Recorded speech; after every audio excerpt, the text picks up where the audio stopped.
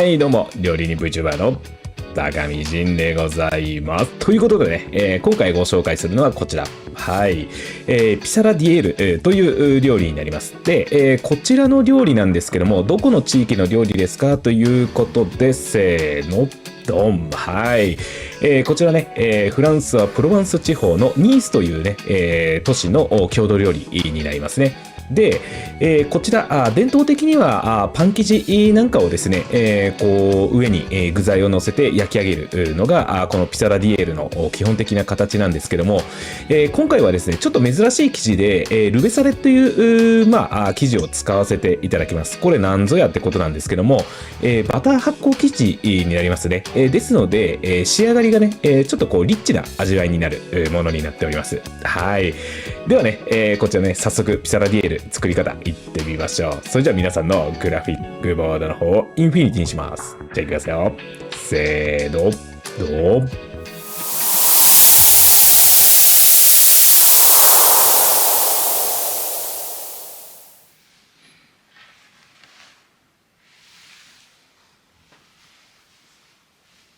はい、では材料の紹介になります。こちら強力粉になりますね。ご用意ください。で、こちらバターさいの目状にカットして、よく冷やしといてください。で、こちら卵になりますね。で、こちらドライイーストで、こちらちょっと温めた牛乳になりますね。もうこちらね、合わせて使いますので。で、こちらが塩ですね。でグラニュー糖。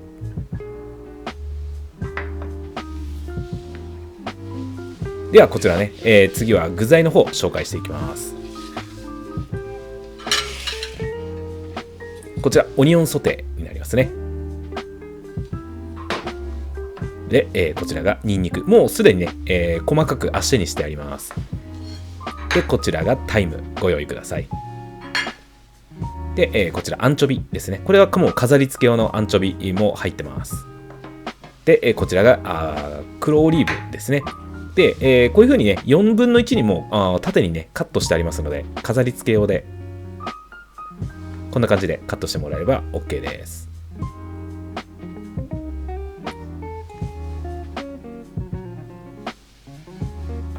では生地作りです。ではまずねバターの方をボウルに入れて、で粉を入れていきます。もうここはね、全部入れちゃって大丈夫です。で、このねカードで、まず混ぜていきます。直接手ではいきません。まずカードで、こういう風に切るように、まず、混ぜていってあげてください。である程度いったら出ました。ブンブンチョッパーですね。こいつの出番なんですね。で、こうやって入れていただいて、でなんとこいつで混ぜるとですね、今からこう混ぜていきます。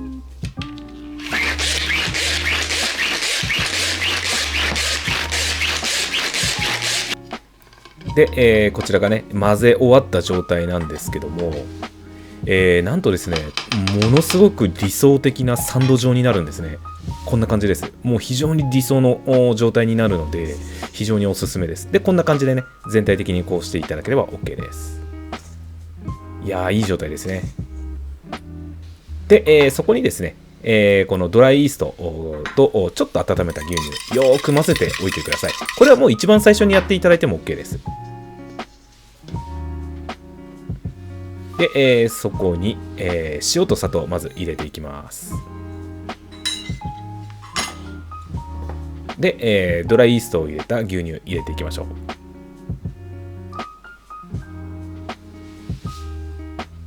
で卵入れちゃってください。で、そこでね一回ヘラを使って軽く混ぜていきます。まだ手は入れないでください。で、全体的にまとまってきたなっていうなってきたところで、ここで初めて手でやっていきます。これ理由はですね、要は手の温度をあまり生地に伝えたくないっていうのがありますので、私はちょっとね、そこは慎重になってやらせていただいております。で、全体的に混ざれば、もうここは OK ですので、こんな感じで大丈夫ですね。はい。で、これで、ラップをして、しっかりね、寝かせます。で、私はこれで2時間ぐらい寝かせましたね。で、タイムはこういう風に、取っていって、こんな感じですね。で、今ね、生地を寝かしてる間に、まずオニオンソテーの方仕上げていきましょう。ちょっとだけ油を入れまして、で、そこにオニオンソテーを入れていきます。こちらですね。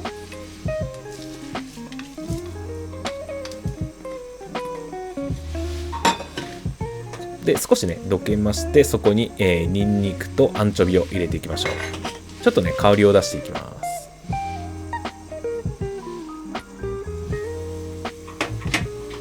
す。で、アンチョビの方もね、ちょっと形を崩しながら、ちょっとずつ炒めていきま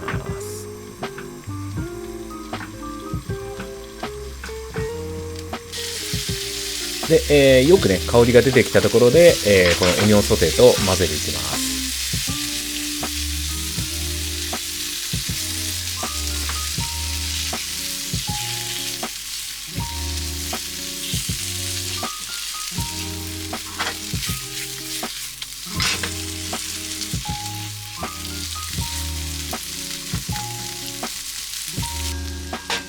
で、よくね、混ぜ終えましたら、ボウルに移しまして、で、そこにね、タイムを入れていきます。ここはね、もうたっぷり入れてあげた方がいいですね。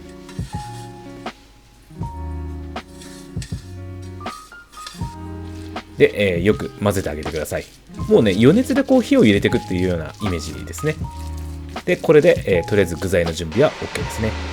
では、生地を伸ばしていきます。まず、2時間寝かした生地に軽くね、強力粉当てまして、で、伸ばしていきます。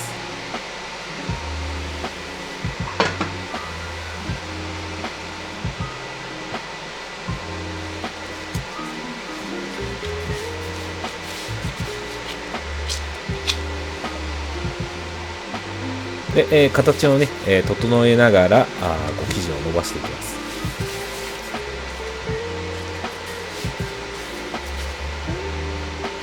で、ちょっとね、ゴーっと落としてるんですけども、こちら後ろでですね、食い地の後の平釜を今電源つけておりまして、それの準備音の音になりますね。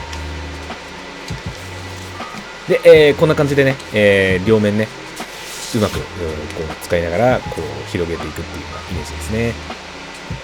で、ここで綿棒登場になります。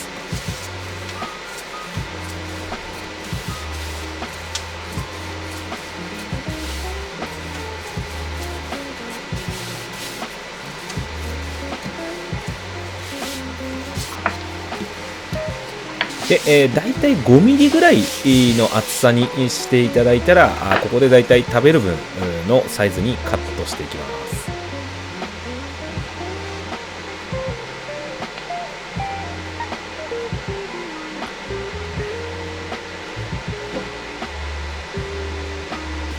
す。で、こんな感じでね、取っていただいたら、ちょっとね、周りをきれいに整えてあげて、で、角でね、ちょっと取れやすいようにしておきます。まず角にね、粉を当てて、こんな感じでくるっと一周させてあげて、で、ひっくり返してあげます。で、ちょっとね、生地自体の滑りを良くするのに、軽く粉を打ちます。で、これで、滑りを良くさせてあげます。で、またひっくり返してあげて、で、ここからね、具材の方乗せていきます。まず、オニオンソテー。いっていきましょう。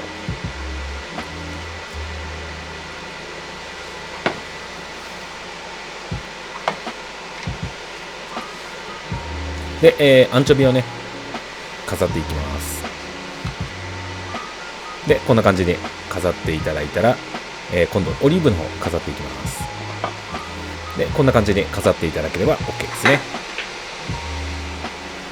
ザ・ピサラディエールって感じですね。で、この縁のところは卵黄を塗ってあげてください。ではこれを焼いていきます。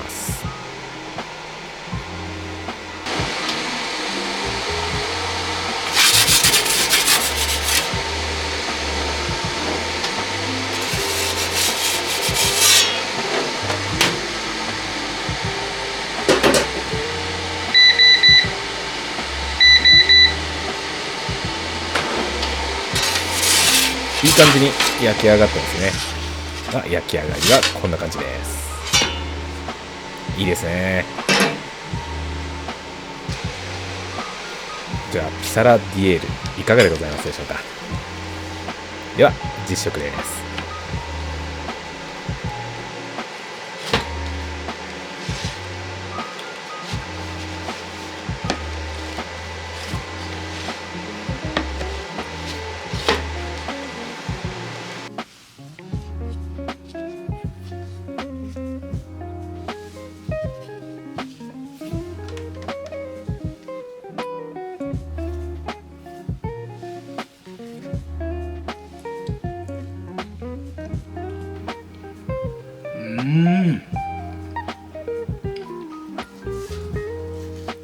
このルベサレの生地とこのリッチな味わい、それとこのアンチョビとで香るオリーブの最高ですね。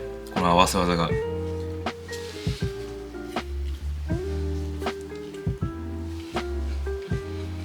はいどうもお疲れ様でした。いかがでございますかね。